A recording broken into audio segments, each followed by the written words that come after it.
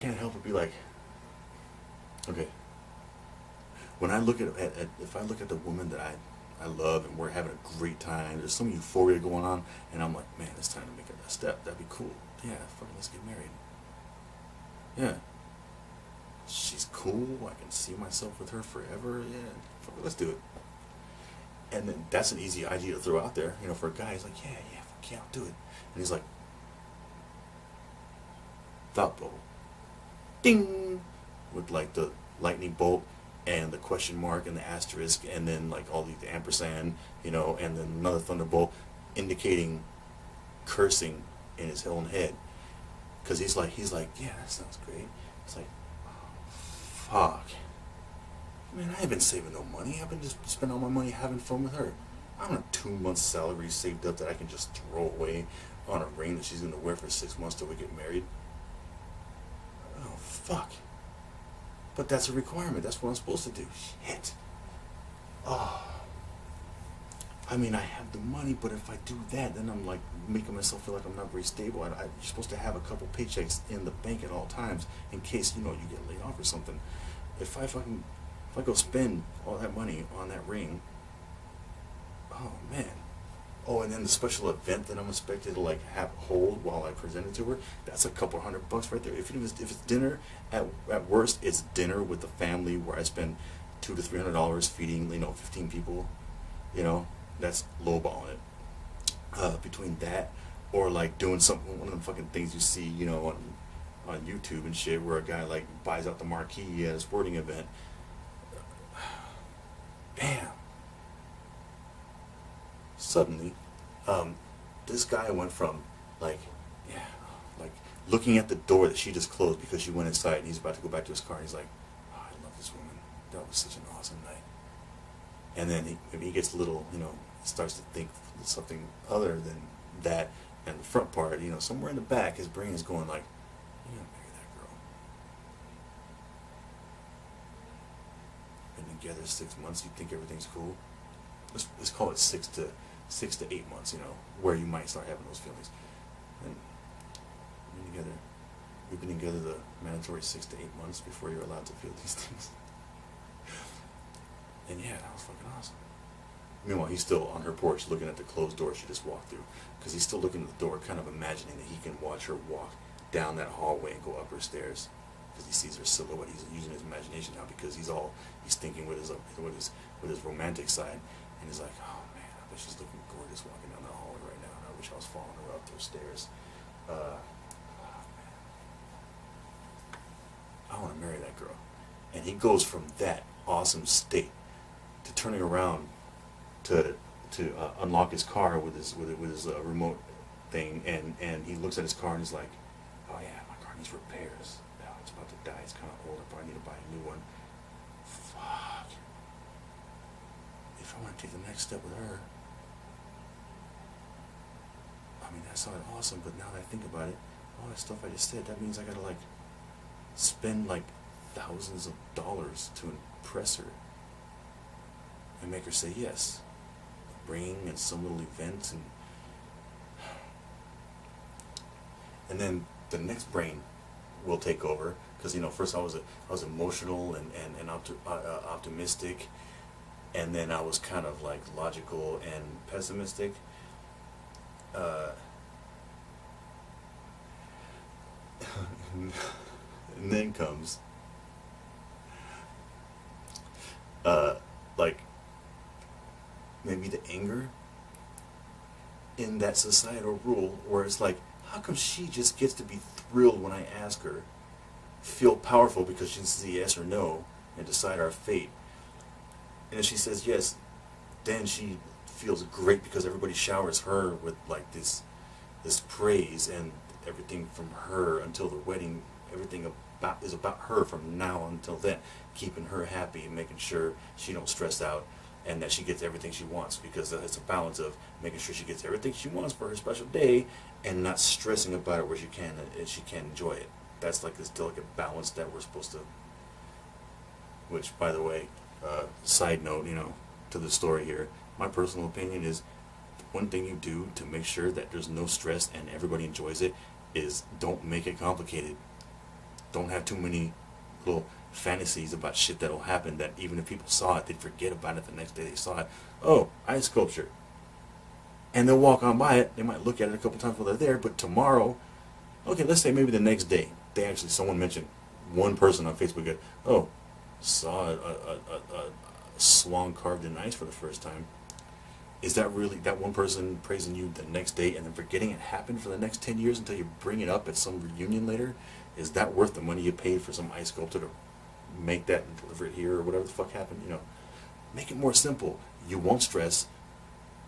Everybody will be a little more happy. And as long as you express that to people, it's like, look, I'm trying to make this a stress-free wedding. So if it doesn't have all the frills that you would expect that are frivolous, you know, like little trinkets and shit that nobody will care about, it's just nice to look at. No one's going to take those home.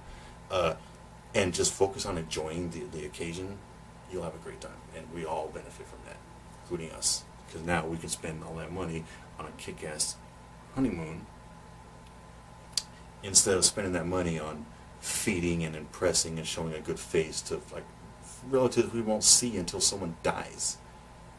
They won't talk to us. They won't call us. It's like the next time we'll see them is 10 years from now when somebody dies. Yeah, whatever.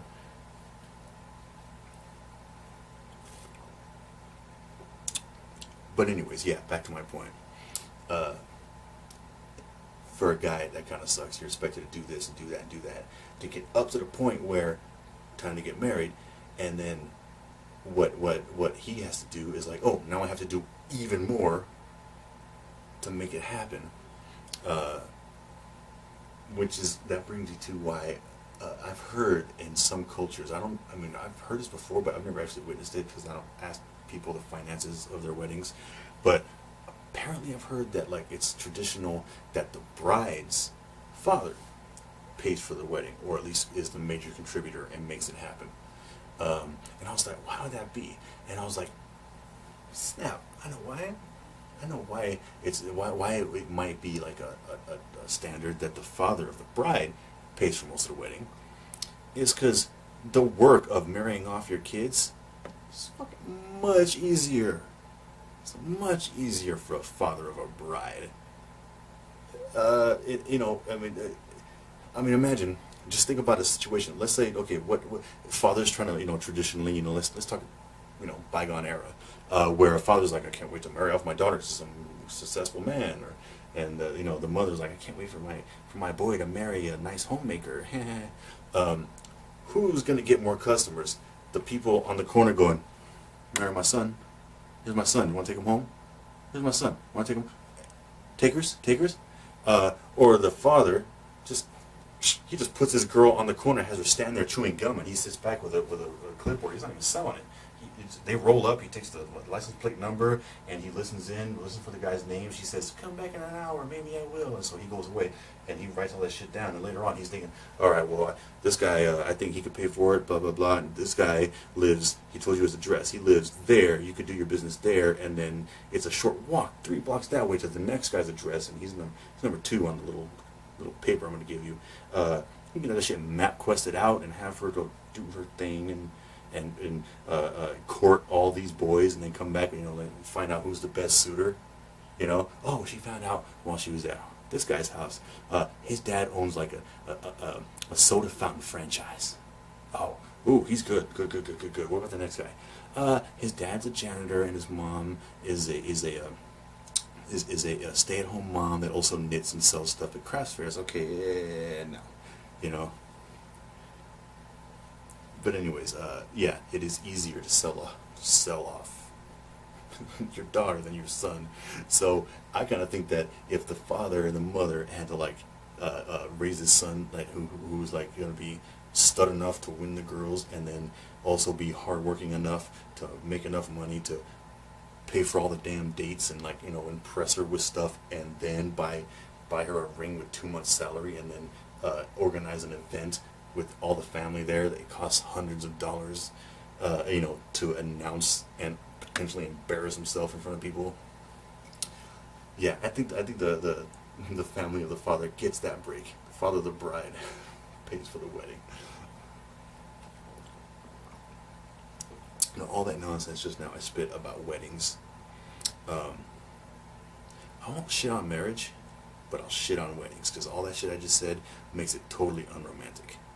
Do you really think it's romantic for a guy to go, like to be thinking about his woman and go, man, I'd so marry that woman, she's so great, and just go run through his head all the things that makes her so wonderful, and even gets down to the parts where why she's so cool, and the reasons how the ways in which she kind of tickles his parts, like she's just he's thinking like she's just so great all around.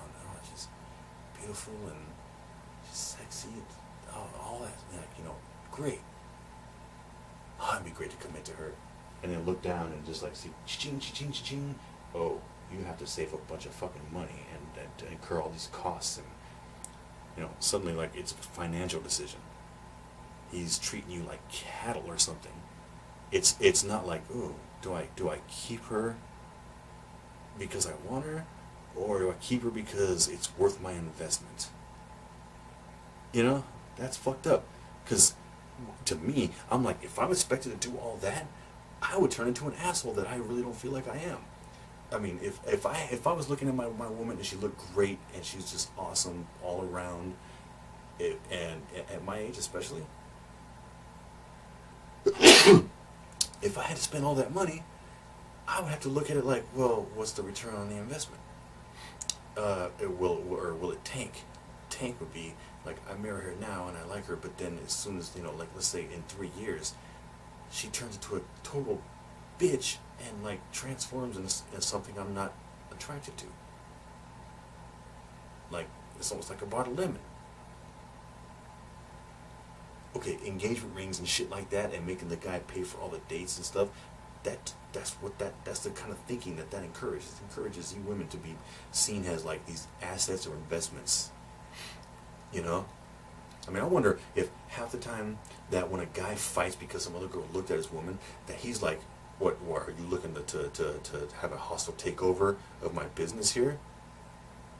Yeah, I'm gonna fight this. Like I wonder if he's like, if some guy's looking at her and maybe he wonders if she's looking at him lustfully too, so he beats the guy up. If in his head he's kind of like, motherfucker, I put the down payment on this thing, all right? I've been fucking making the payments. Who are you? You're coming in trying to test drive this? Fuck you. It's mine. It's not on the lot. It's not for sale. I already made the down payment, or the earnest money. You see what I mean? That whole fucking that part of the like marriage culture. I don't know what you want to call it. The fucking thing about that everything but the actual marriage, not the wedding. Everything but the marriage. Everything around it has all this fucking like little value, like I show you I can pay for something vibe to it.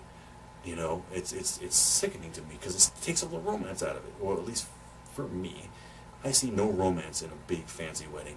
I see no romance in that. I see showing off. Somebody had to show off what they could either get out of somebody or what they could prove about their love for somebody. If it's big and extravagant, it really is just about that. Come on, fuck that. Man, I'd rather have a wedding like the one in Braveheart, where it's just them two, and they're just kind of like there, like, yeah, this is what we're doing, and we know why. Like that shit that happened right before she got her throat slit by the Englishman. But yeah, I'm like, that's a wedding. I think that every couple should get married with just the two of them and a priest there, or whatever